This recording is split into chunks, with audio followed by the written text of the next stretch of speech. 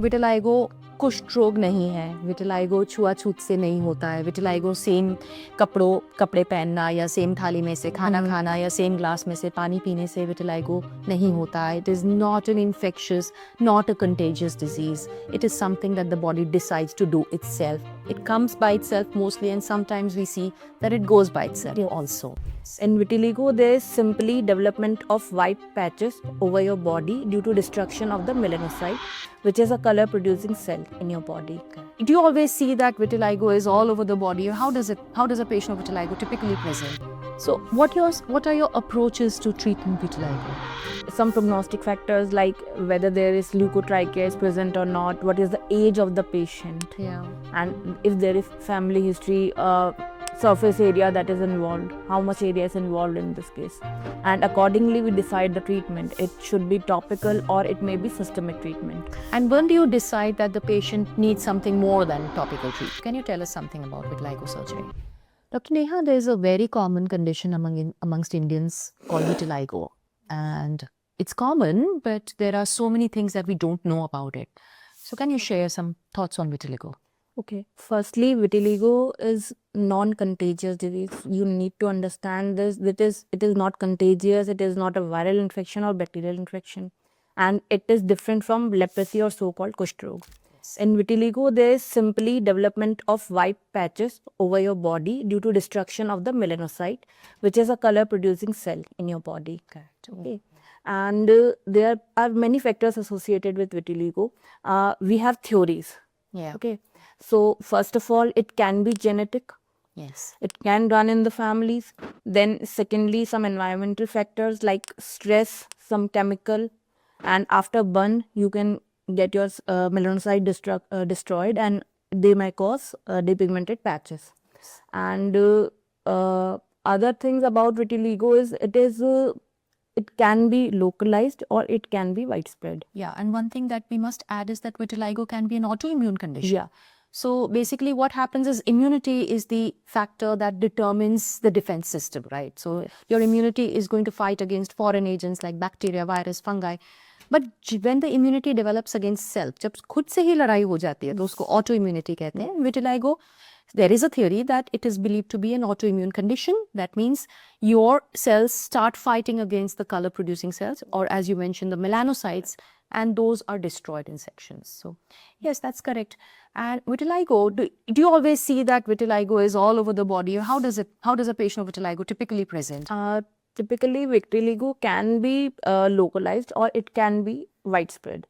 In the localized section, we can see only some patches over the body, or they may come in the line that we call segmental vitiligo, and it may be stable. That some patch remains for long time, for 20 to 30 years, and rest of the lesions healed. Yes. And some lesions may be progressive. Yes.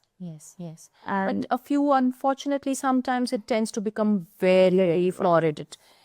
It involves a lot of the body surface area also. And there are a few hints that can, help us decide if this particular vitiligo is going to respond well to treatment or not. So generally, vitiligo responds well to treatment in your experience? Yes, if patient comes in initial stages, Yeah. and then they respond very well, and if the patches are localized. Some patches are difficult to heal when it occurs in the palm and soles, and in some cases where hair are involved. Correct. Which is called leukotrichia, when a patch of hair involved in that particular segment. Yeah, that's a very interesting point. And there's the involvement of hair.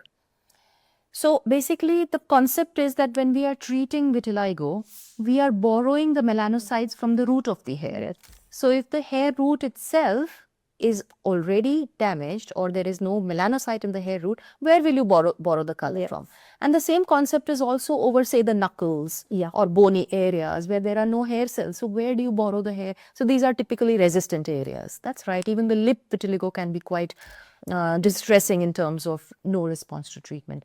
So now we know vitiligo कुष्ठ रोग नहीं है, vitiligo छुआछूत से नहीं होता है, vitiligo same कपड़े पहनना या सेम थाली में से खाना खाना या सेम ग्लास में से पानी पीने से विटिलाइगो नहीं होता है. It is not an infectious, not a contagious disease. It is something that the body decides to do itself. It comes by itself mostly, and sometimes we see that it goes by itself also.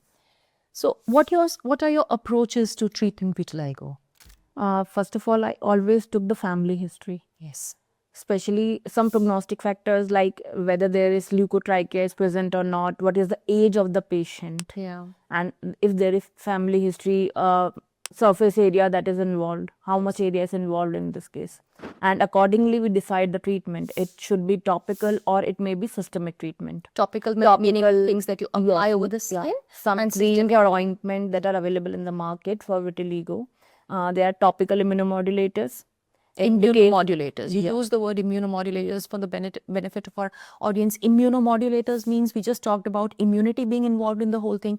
So agents that modulate or change that immunity are called topical immunomodulators. There are various types that are now available on doctors' prescriptions, of course. Yeah.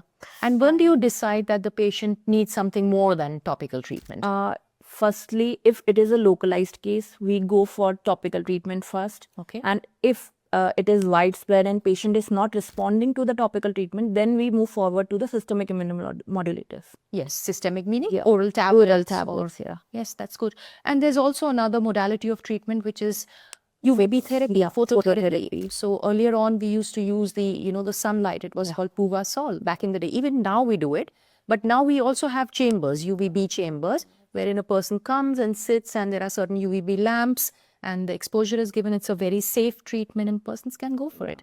And there is one laser coming into the market like excimer laser, which is also good for the treatment of vitiligo. And Dr. Neha, you're an expert at vitiligo surgery. So can you tell us something about vitiligo surgery? We do vitiligo surgery in the stable cases. Like some patches, if patient is taking treatment for so long and there are some patches which goes off, but some patches remains. Okay. And if they are not progressive or they are not responding to the treatment, then we go for vitiligo surgery. Okay. And there are many types of vitiligo surgery like blister grafting, punch grafting, skin grafting, and recent advancement is melanocyte transfer. Wow. So we can, The results of these surgeries are very good. very good. Excellent. So that means patients with vitiligo have a lot to look forward to in terms of improvement. Yeah, in future we will be able to cure vitiligo at least at our center with vitiligo surgeries. Excellent. Excellent.